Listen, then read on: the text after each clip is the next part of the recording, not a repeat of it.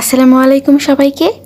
Regular পুডিংয়ের চেয়ে ছানার তৈরি এই পুডিং অনেক বেশি আমি আর অনেক বেশি মজাদার। প্রথমেই আমরা ক্যারামেল তৈরি করে নিব।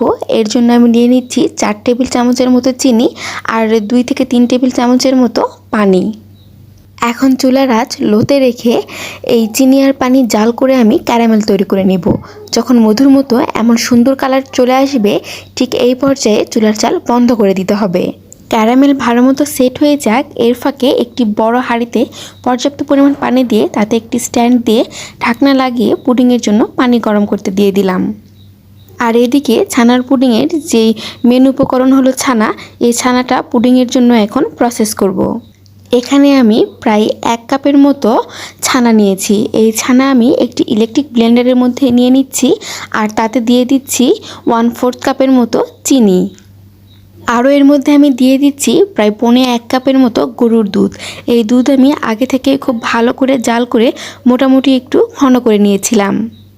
এখন ঢাকনা লাগিয়ে খুবই ভালোভাবে একদম স্মুথ করে আমাদের ব্লেন্ড করে নিতে হবে, যাতে ছানা একদমই দুধের সাথে মিশে যায়, ছানার কোনো প্রকার আস্ত দানা ভাব না থাকে।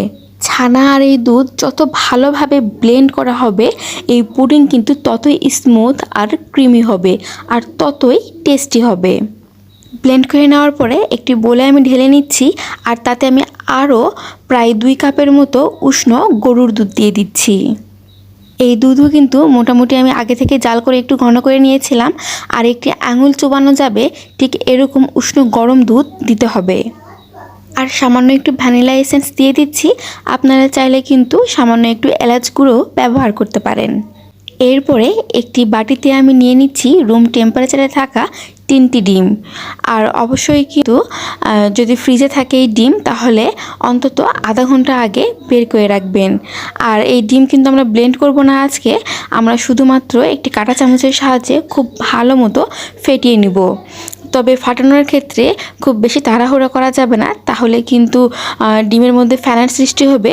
মোটামুটি একটু ধৈর্য সহকারে একটু সময় নিয়ে এই ডিম আমাদের ভালো মতো ফেটিয়ে নিতে হবে।